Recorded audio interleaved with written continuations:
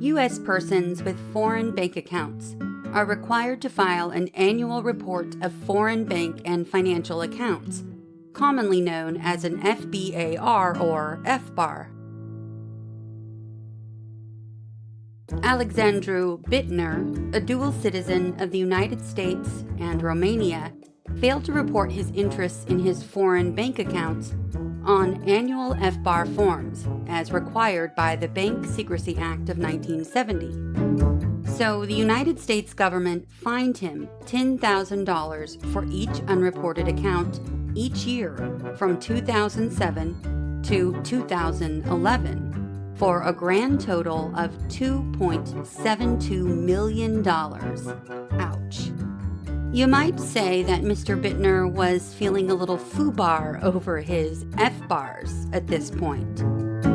Of course, Bittner challenged the fines in court.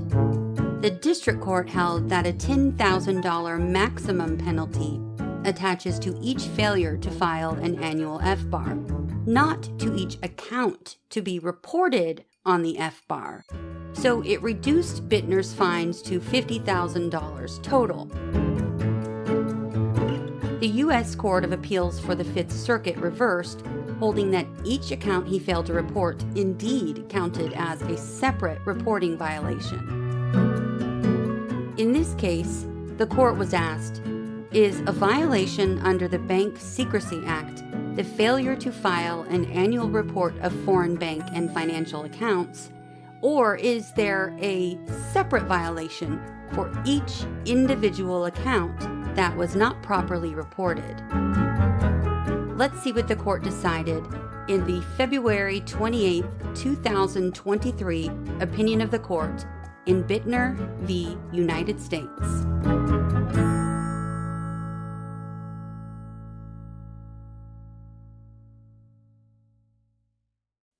Justice Gorsuch announced the judgment of the court and delivered the opinion of the court with respect to Parts 1, 2A, 2B, and 3, and an opinion with respect to Part 2C in which Justice Jackson joins. The Bank Secrecy Act and its implementing regulations require certain individuals to file annual reports with the federal government about their foreign bank accounts. The statute imposes a maximum $10,000 penalty for non-willful violations of the law. But recently, a question has arisen.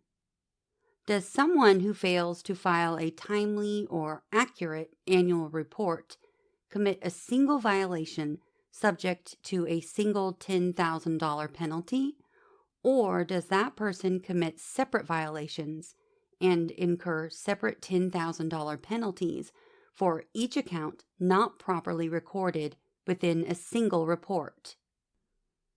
The answer makes a difference, especially for immigrants who hold accounts abroad and Americans who make their lives outside the country. On one view, penalties accrue on a per-report basis. So, for example, a single late-filed report disclosing the existence of 10 accounts may yield a maximum fine of $10,000. On another view, penalties multiply on a per-account basis, so the same report can invite a fine of $100,000, even if the individual's foreign holdings or total net worth do not approach that amount. Because the Ninth Circuit read the law one way and the Fifth Circuit the other, we agreed to take this case. Part 1. The Bank Secrecy Act, or BSA, does not make it illegal to hold foreign accounts, nor does the BSA tax those accounts. To the contrary, the federal government has acknowledged that U.S. persons maintain overseas financial accounts for a variety of legitimate reasons, including convenience and access.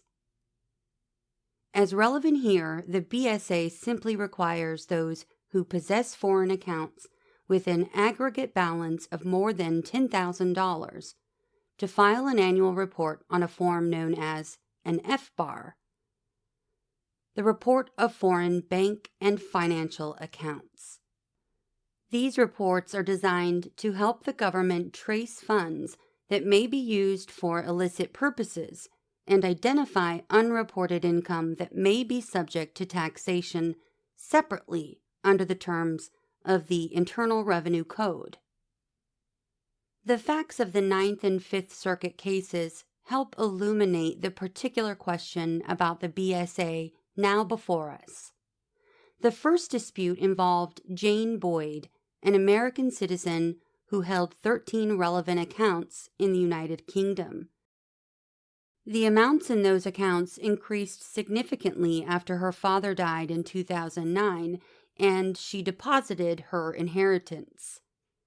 Because the aggregate amount in Ms. Boyd's accounts exceeded $10,000 in 2009, she should have filed an F-bar in 2010. Neglecting to do so, she corrected the error in 2012, submitting a complete and accurate report at that time. The government acknowledged that Ms. Boyd's violation of the law was non-willful. Still, the government said it had the right to impose a $130,000 penalty, $10,000 for each of her 13 late-reported accounts. Ms. Boyd challenged the penalty in court, where she argued that her failure to file a single timely F-bar subjected her to a single maximum penalty of $10,000. The district court rejected that argument and sided with the government.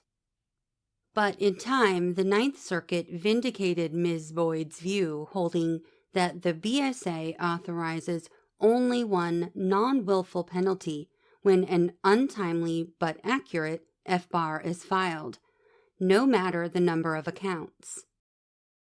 More recently, the same question arose in the Fifth Circuit in a case involving Alexandru Bittner. Born and raised in Romania, Mr. Bittner immigrated to the United States at a young age in 1982.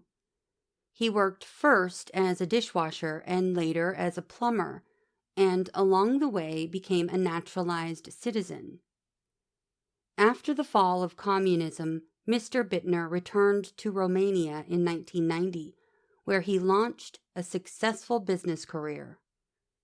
Like many dual citizens, he did not appreciate that U.S. law required him to keep the government apprised of his overseas financial accounts, even while he lived abroad.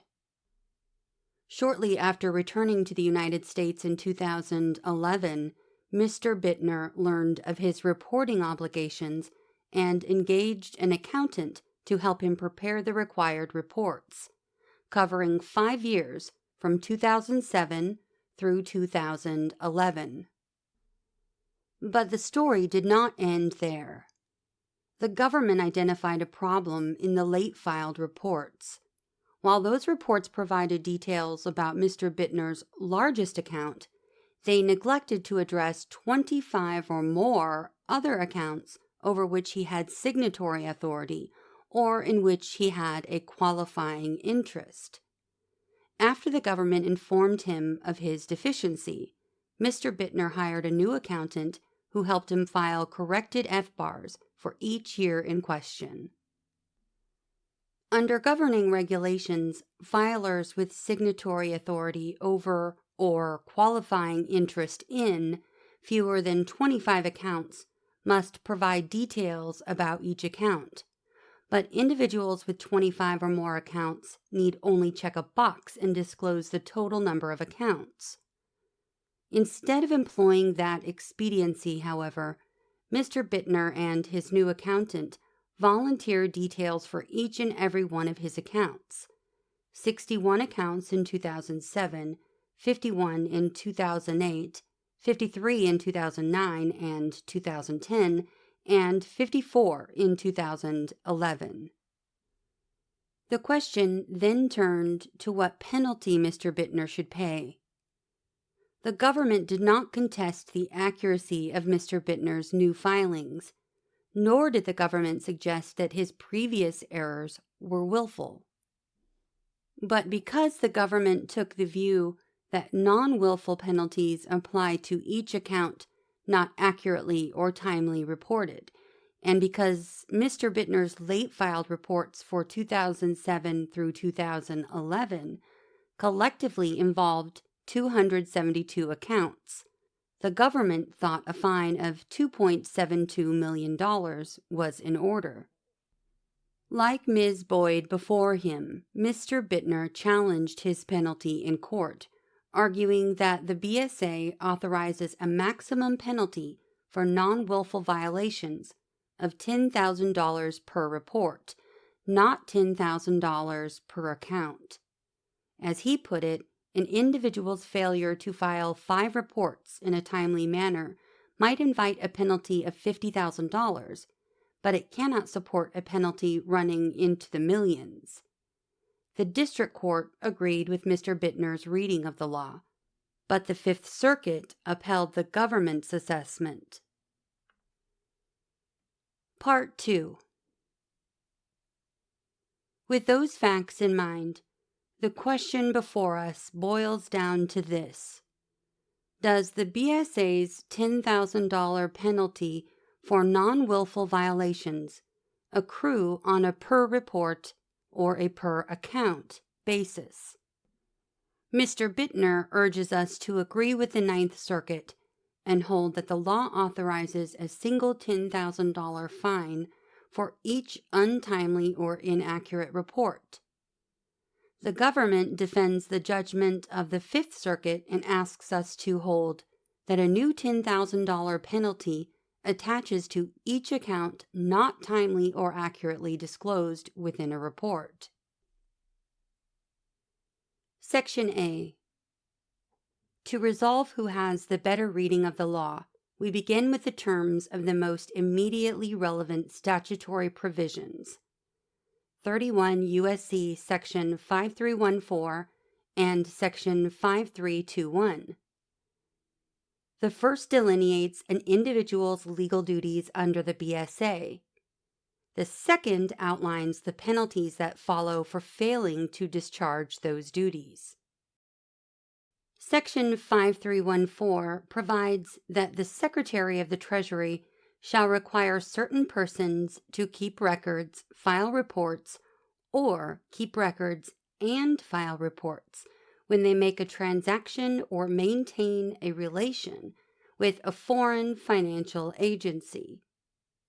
When it comes to the duty to file reports, the relevant duty in our case, the statute says that reports shall contain information about the identity and address of participants in a transaction or relationship, the legal capacity in which a participant is acting, and the identity of real parties in interest, along with a description of the transaction.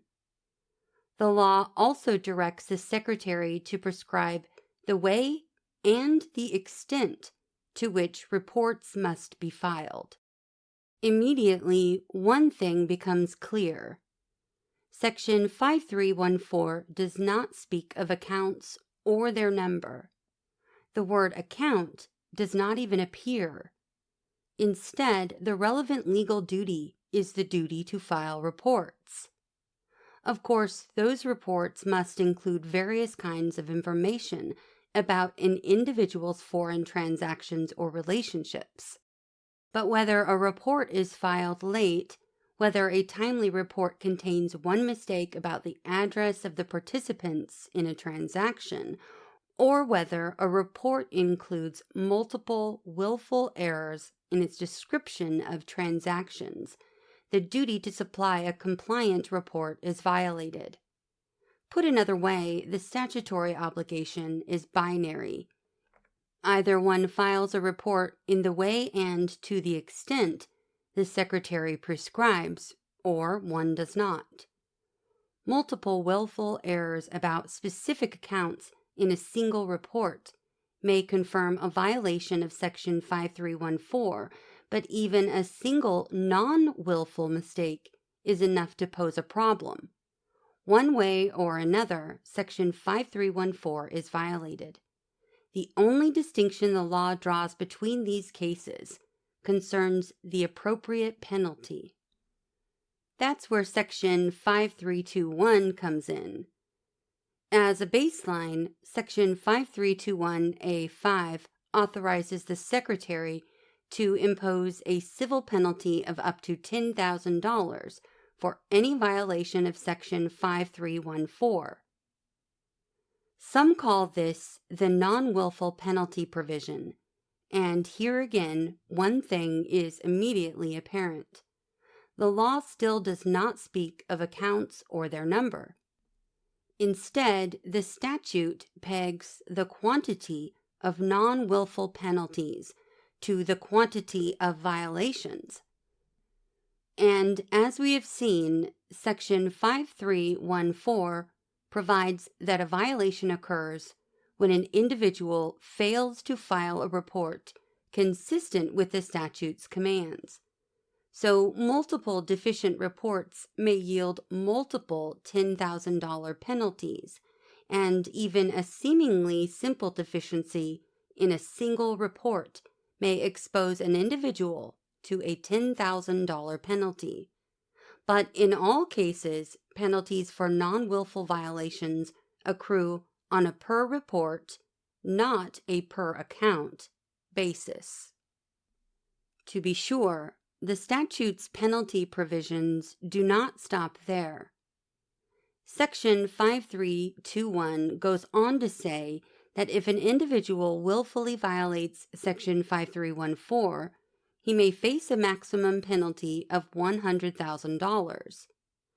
The statute then adds an even more specific rule for a subclass of willful violations, those that involve a failure to report the existence of an account or any identifying information required to be provided with respect to an account. In cases like that, the law authorizes the Secretary to impose a maximum penalty of either $100,000 or 50% of the balance in the account at the time of the violation, whichever is greater.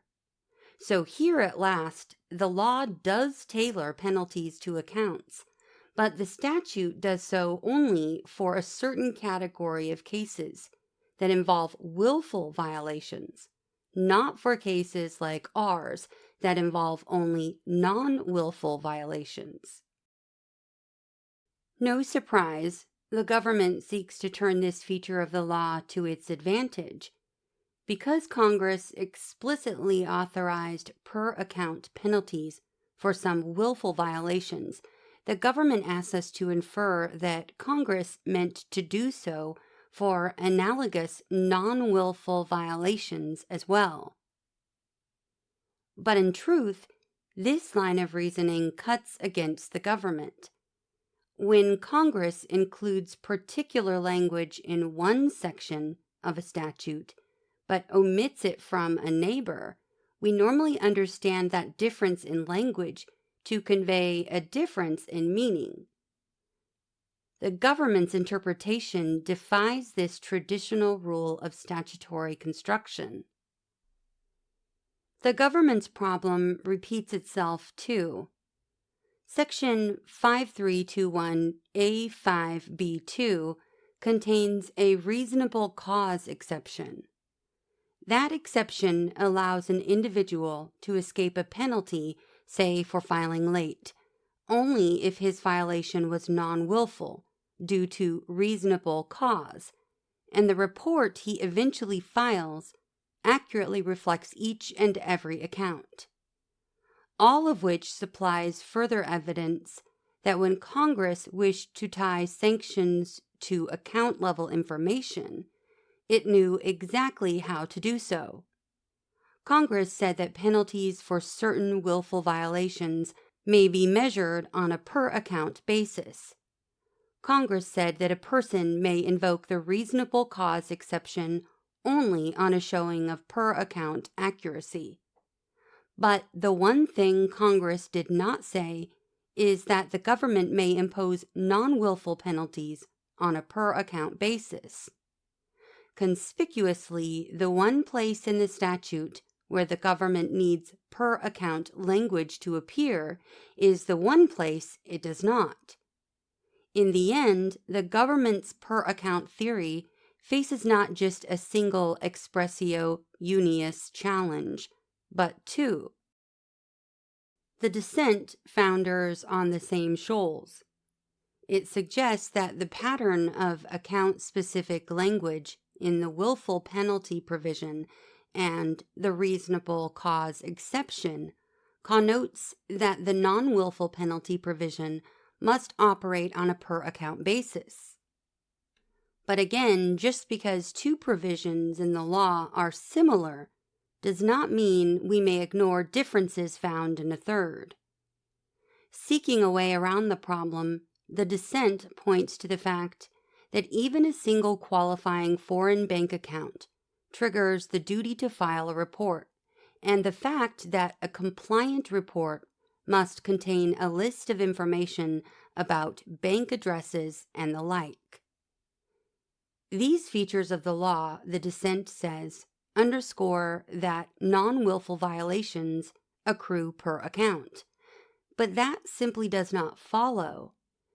The fact that a person has a duty to file a report or provide certain information in a report does not tell us whether penalties for non-willful violations accrue per report or multiply per account without regard to an individual's net worth or foreign holdings.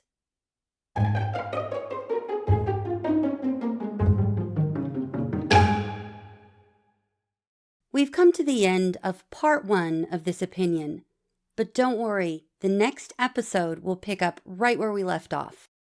Until then, thanks for listening to What SCOTUS Wrote Us.